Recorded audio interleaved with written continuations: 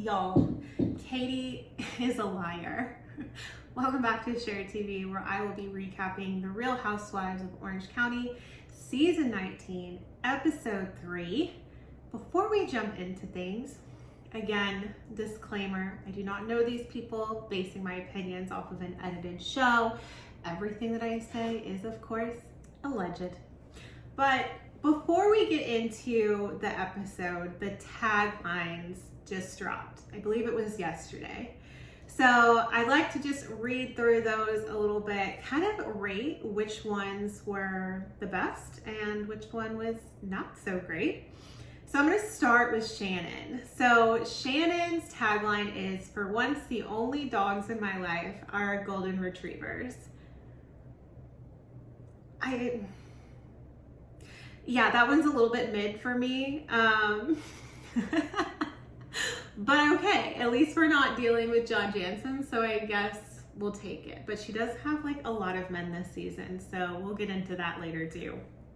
Heather, "I love life in the hills, so I always take the high road." Do you, Heather? Do you? Okay. Tamra, "I'm taking a hard look in the mirror and my reflection is still hot." It's okay-ish, I guess you could say. I mean, she does look good, but I don't care for her. But I'm gonna try and not be biased. It's a mid kind of tagline. Emily, "I may not be your cup of tea, but I can still bring you an espresso martini." I kind of think this one should have been flipped like with Heather, or like not flipped, but this one would have been a good one with Heather, and maybe it's just because in this episode she's like drinking an espresso martini. I don't mind this one. I thought it was a little bit cutesy. So Gina, "I may work in real estate, but that doesn't mean I'm buying what you're selling." I actually really liked this one. I thought it was like catchy. I also thought it like went with her real estate business, which I actually would like to see more of. So I really liked Gina's. Jen, "Life can be hard, but so are my abs." Ironically, I feel like her and Tamra kind of had like a similar tagline. Katie, "I swear to tell the truth, the whole truth, and nothing but my truth." That's fair. I feel like hers is most accurate because it is definitely her truth, not necessarily the truth. But my favorite one out of all of these, I think number one would have to be Gina, just because it incorporated like her actual life, and then I just thought it was a cute tagline. And then second, probably Emily's. And then the worst one, I think I would kind of have to say Jen. I just feel like there was like lack of effort with that one. And I love Jen, but that one just, it wasn't it this time, girl, and that's okay. But we're gonna jump into the episode, and coming off the heels of Katie's tagline, she is a liar. And we see that within like the first 5 minutes. Well, we didn't just see that within the first 5 minutes of this episode. We've seen that throughout like last season and this season, but we go in hot with Katie peddling her lies yet again. So we get the opening scenes, and we're split up into 3 separate groups. So Katie and Gina are hanging out. We have Heather, Jen, and Shannon hanging out. And then we also have Emily and Tamra hanging out, which I felt like was a force. But if we're grouping people up, I guess we've got to do it with like who has the least contention. But Katie and Gina hang out at the hair spa, or the head spa. And Katie was saying that she's on her apology tour, which she is, but all of these things were self-inflicted. And I honestly didn't even keep track of all of the people that she has either hurt or lied to or had some kind of issue with. So I'm kind of glad we see the apology tour with like everybody that she has to apologize to. But obviously the biggest one is the recording of Shannon at their photo shoot for Real Housewives of Orange County last season. And Katie took it upon herself to, I guess, record Shannon in a heated conversation or a heated moment. And nobody liked that, obviously. So she's trying to say that she did admit to doing the audio recording. She also said that she just sent it to her husband, and that was it. pan to Heather, Jen, and Shannon's conversation, and Heather is saying that she called Alexis on the way home from the Golden Door event, and Alexis said that she heard the recording. Now, Alexis also said that Jen heard the recording as well, but Jen is saying that she didn't hear the recording. I don't really know who to believe. The recording wasn't just heard by Katie's husband. I think we can all agree on that.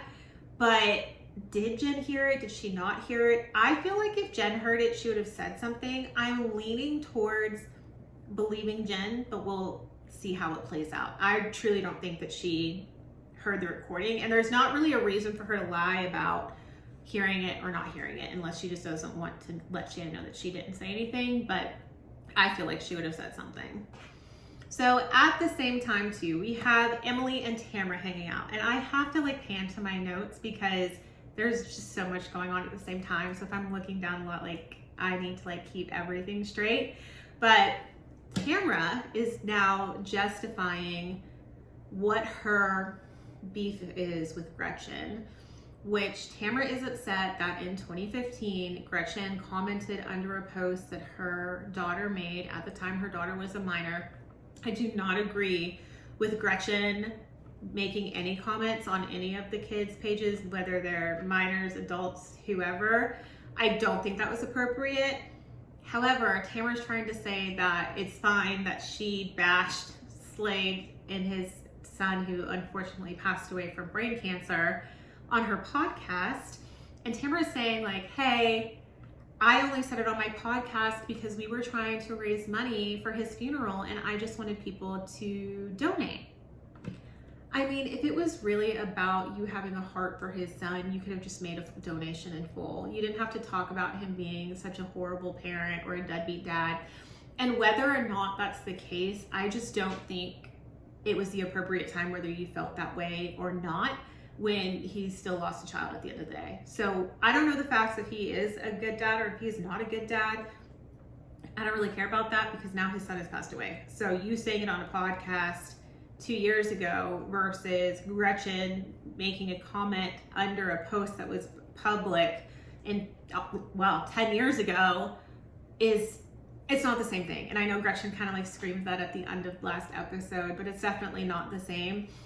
They're both in the wrong, so maybe they can like resolve this issue. I think that Gretchen just needs to stay on Tamara's head just because I don't like Tamara, but that's my own personal opinion. But we'll see if there's any rectification there or any, I don't know, apologies that maybe need to be handed out.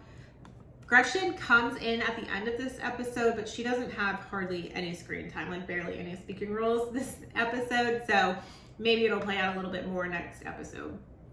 So pan back to Heather, Jen, and Shannon. So now that we go through the whole audio gate of it all, we pan to Heather saying that she is throwing a birthday party a month and a half after her birthday because her birthday falls in January. It's right after Christmas, and she says that people just aren't engaged in her birthday, right? Like they don't have any money anymore, they're on diets, or they're doing dry January. Then just have a party, Heather. It's okay to like celebrate your birthday and then just say that you're having a party. Like that's fine too. But now there's drama with the party because Tamra now cannot be in the same room allegedly with Ryan because her attorneys said that she can't because Ryan said that he was going to sue her if she kept opening her mouth.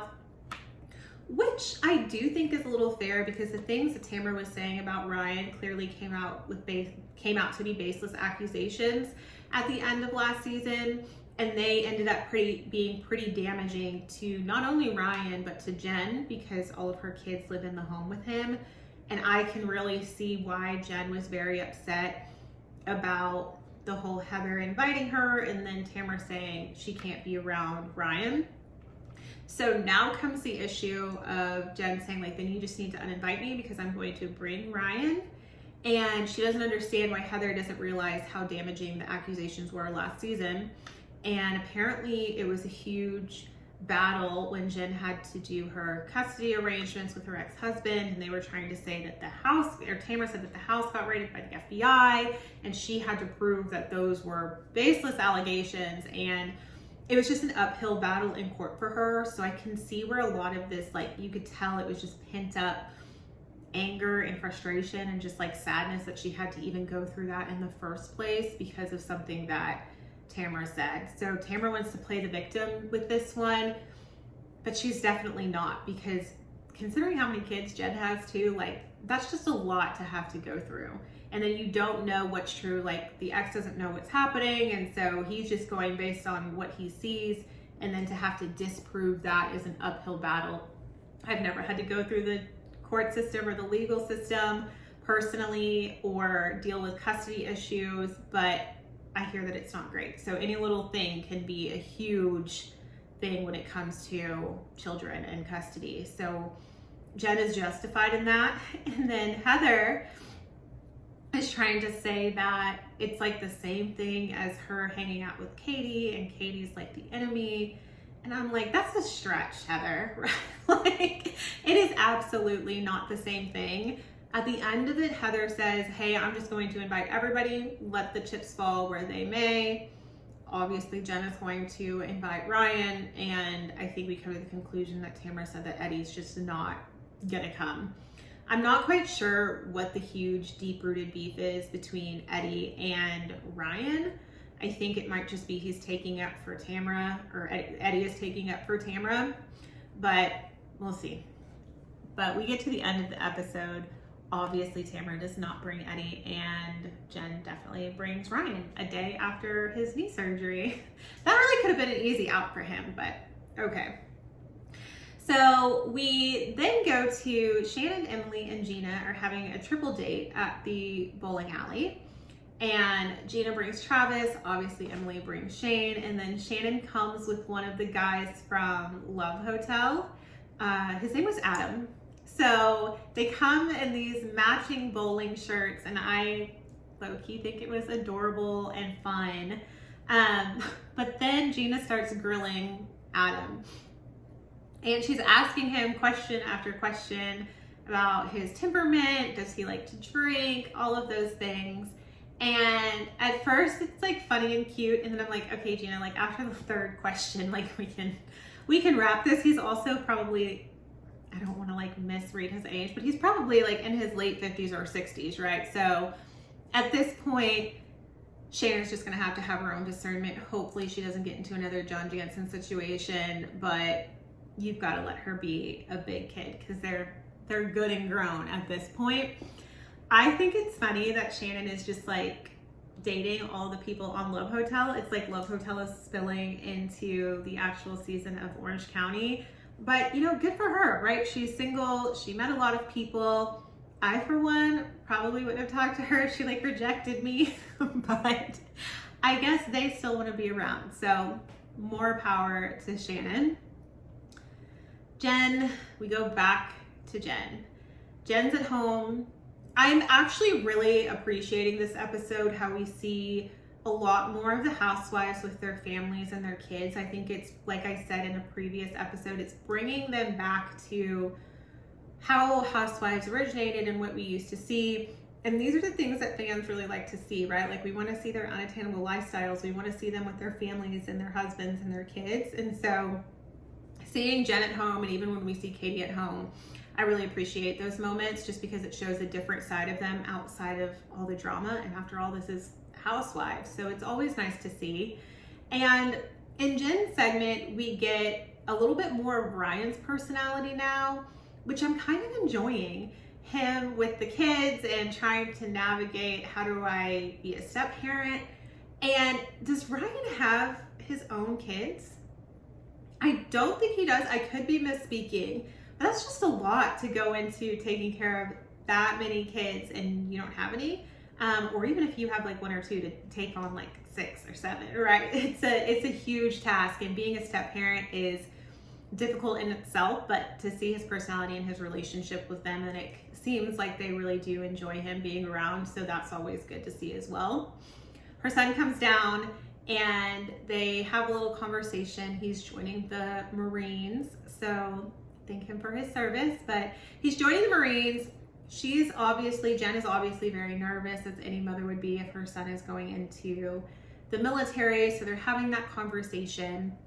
And then Jen brings up the fact that her son signed a loan with his dad and his brother for his brother's student loans at USC. And she, obviously they're on camera, I'm sure she would have brought it up in the same delicate way, but that just seems, I don't want to use the word weird, but to sign on for your brother's student loans with your dad is a little inappropriate, I guess. Or why would your dad have you sign loans for your brother? That didn't necessarily sit well with me. I just don't think if you have, if you don't have anybody else who can co-sign, like you need to either take that all on yourself, but to put him on the hook or even have loans on his credit history and he doesn't even have any himself it's different. So I will leave it at that, but I am with Jen on being very concerned about that, and I think even Ryan was a little concerned about that as well. I don't think he knows what he took on, and sure, maybe the dad pays the loans and it's all good and fine, but a parent needs to be responsible for their child, not another child being responsible for their child. And that's my opinion, and we will move on. Then we go to Katie with her kids as well. So one of her oldest sons, I believe his name is Gavin, he moved back home for his senior year. So she's really excited to have him there. And they're all kind of chatting in the kitchen, and she mentions that her other son also might be considering moving in with her. I know Katie had a hard last season with Emily bringing up her custody situation and why she lost her kids in the first place. And this is where I do kind of have a soft spot for Katie, in this specific situation, because it must have been really hard for her to make that decision and then trying to do what's in the best interest of her kids, and then also having all of her minor children all over the place. So I will give her props for that, for navigating that situation and letting them pick where they wanted to live and what they thought would be best, and then her doing what was in the best interest of them. But I'm sure she's going to be excited to have any of them all in the same place, because that has to be difficult. With one, I believe, was in Atlanta, the other one was in San Diego. Her daughter is now out of the house, and then she has the youngest one there. So it's a lot of moving parts with her and her kids. So I'm sure she's very glad to have them home when she can. But so I wish her well. I do still like seeing Katie in this element when she's not lying to anyone. But that brings us to Heather's not birthday party.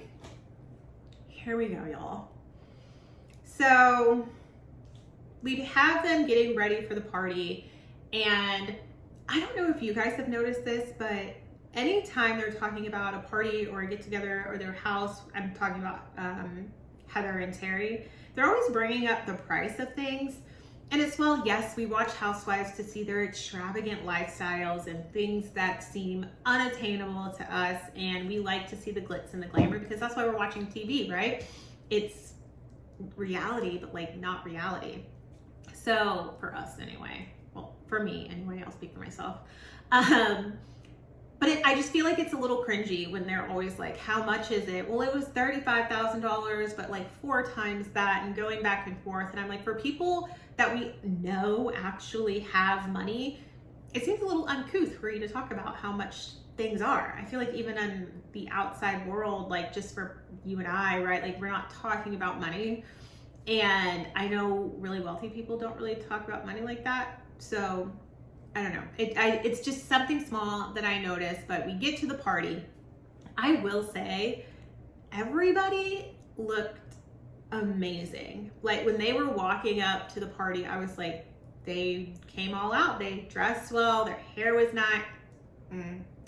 Shannon's needed a little work, but still love my girl. But Shannon, the extensions, I don't know who did it, but everybody looked great. But her outfit looked great. Shannon looked great. I will even say that Katie looked really pretty at Heather's party. I got a little twitch, right? But Katie did look amazing at Heather's party. Shannon again brought another guy from the Love Hotel.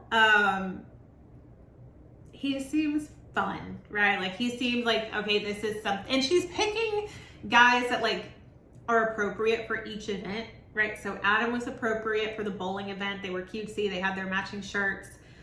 I am blanking on the other guy's name, but he seemed perfect for this kind of party. So they hit it off well. But she also said that they were just friends, the one that she brought to Heather's party. But more power to her to having at least a roster so she doesn't have to go to these events on her own. I noticed, and I don't know if anybody else noticed at Heather's party, and I don't know if it's because they obviously can't film everybody and consent and all of that. It looked really empty. Like the room looked really empty, and I was like, you spent all of this money and it didn't look like there was a ton of people there. There was just like a lot of dead space. And apparently the venue they were utilizing was like an old, like, I guess it's like a production house where they did like Christian evangelical TV shows. It looked like it. It looked like it. So, but it also looked pretty empty. But they had gong, like a shot gong. They had the woman in the champagne flute passing out champagne. It was very over the top. It just seemed like she spent a lot of money and there wasn't a lot of people there, but I could be totally wrong and they just couldn't film it. That was just something small that I noticed. So then we get to, everyone's kind of whispering about Shannon and Katie, and have they spoken to each other? Has Katie apologized to Shannon? Shannon got a text from Katie, so the whispers are happening, and finally Katie says, I need to talk to Shannon because I feel horrible. And I'm like, do you feel horrible? Because you intentionally, as a grown woman, decided that you were gonna record somebody like going off, right? You're already on a TV show. Your lives are already being recorded. There's already been rumors about Shannon being a little bit difficult behind the scenes, maybe. But we also see that Shannon gets riled up pretty easily, and that could have been the case too. She could have been having a bad day. We don't know what was happening, but to record someone, like Shannon said, that is a big, like, it's a violation. And I don't know about it being illegal. Is it illegal? It very well could be illegal because there was no consent there and you recorded her. However, Katie still is lying, and shout out to the producers for catching her lie literally on screen this whole episode, because she says numerous times, I only sent it to my husband. I only showed my husband. I only recorded it for my husband.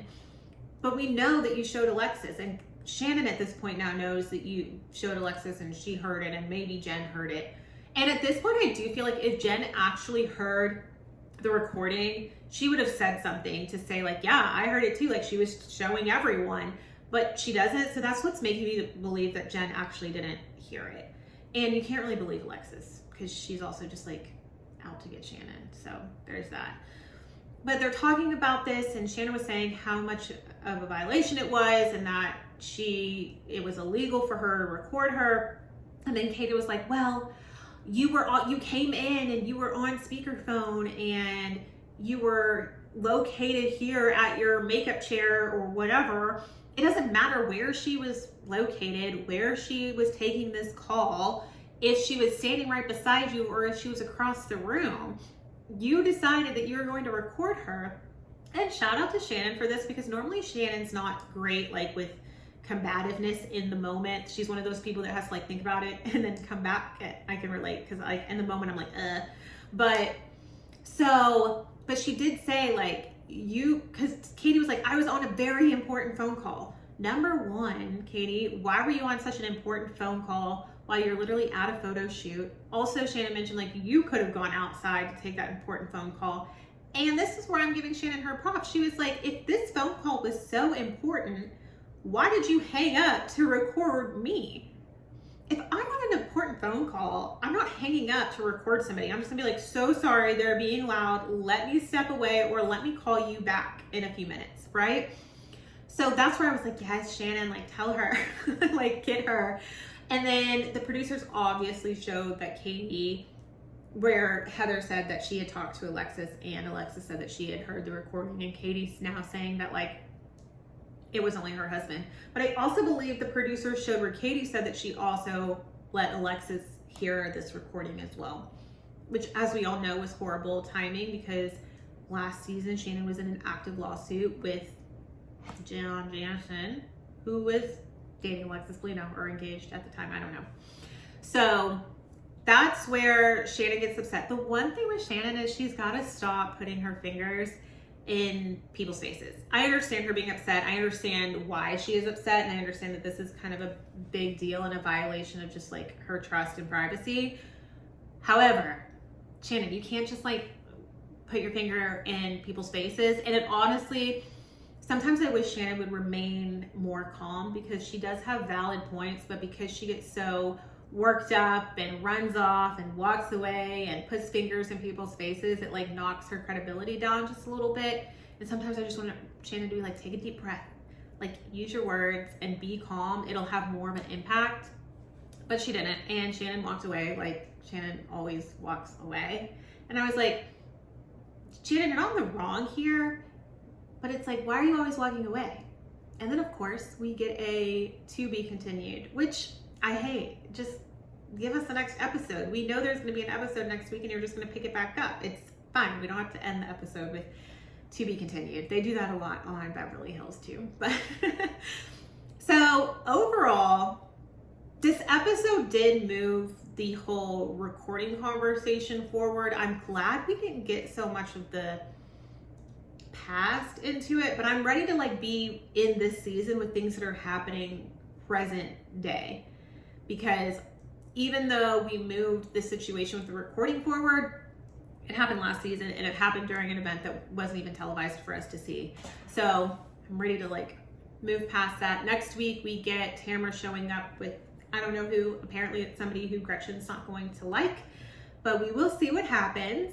I would love y'all's feedback on this episode. Give me your feedback on those taglines too, because I just didn't think they really brought it this season. I think they're getting kind of weak, and maybe it's just like not offend, but they're a little weak. Also, if you liked my video, please hit the like. Make sure you subscribe so that you don't miss a video. I really have fun watching the episodes and recapping them for you.